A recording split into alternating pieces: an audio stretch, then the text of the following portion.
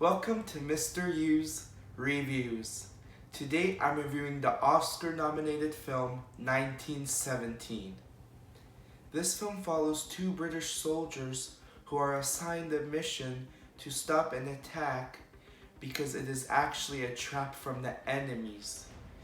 And we learn that one of the soldiers' brother is going to be part of that attack, and this really creates some high stakes.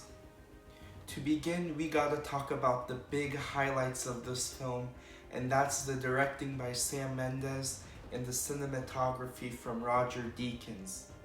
And the reason why the directing is so extraordinary is because it's made to look like one shot with hidden cuts here and there that you don't really notice.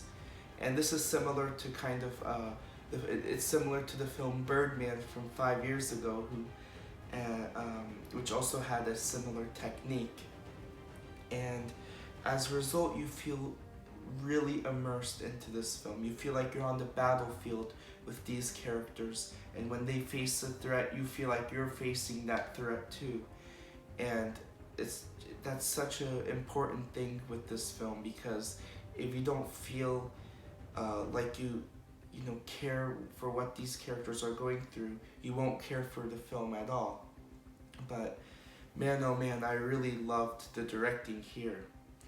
And the cinematography from Roger Deakins, who also did the cinematography for The Shawshank Redemption, one of my favorite films ever, and a few years ago Blade Runner 2049,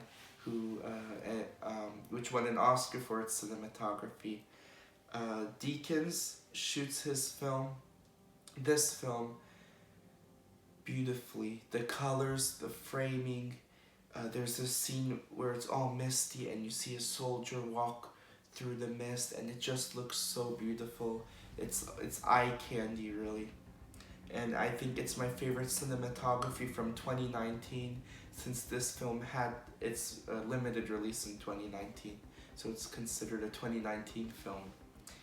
And both these factors truly make this film spectacular. Everything they do, everything Sam Mendes and Roger Deakins do, it really adds a lot to this film, and it really makes the film work as much as it did. Next, the two leads, George McKay and Dean Charles Chapman, give good performances, especially because they need to carry this film for much of the runtime. You only see them for much of the film, and you have some kind of actors that pop up like Mark Strong, Benedict Cumberbatch, and Colin Firth, but they really all only have one scene, and you're stuck with these two actors, these two characters, and if they were to give bad performances, you wouldn't really care about what they're going through. But they are both realistic as these soldiers, and they do a good job carrying this film. Also, the set design / production design is so well done.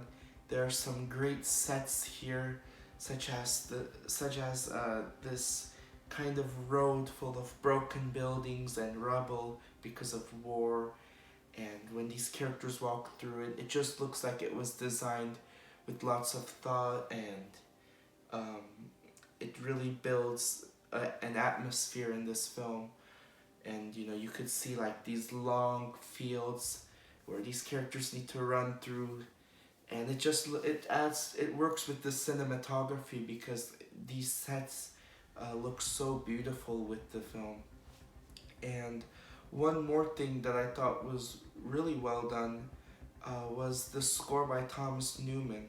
It really complements this film and the threats these characters face, and really adds lots of, you could say, impact to the film.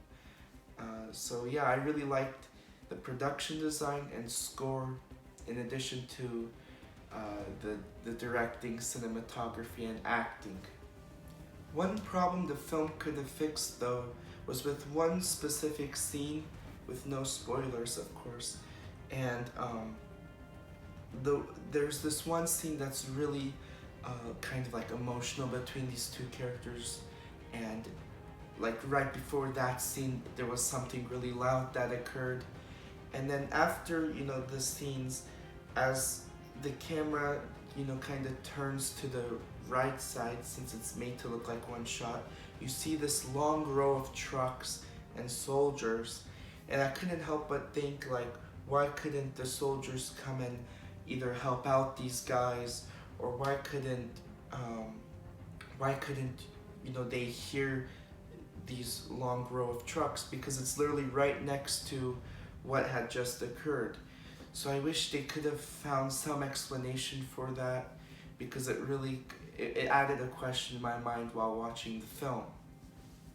One more thing that could have been improved was just fleshing out the characters and soldiers a little bit more. You learned one thing about one of the soldiers, but I wish we could have learned a little bit more about both of these soldiers and their backstories and everything, because you do follow them for most of the film. But you still root for them, you still care for them, you want them to succeed in sending this message. And as a result, both these kind of issues don't bog the film down for me too much. Uh, and that's really because the directing and cinematography are both just spectacular. The acting was good, and the production design and score both add a lot of atmosphere to this film. Yeah, I think this film was a spectacular war film. I wish it could have had its wide release in 2019, so I could have seen it before I made my best of 2019 film list, because this film would have made it in.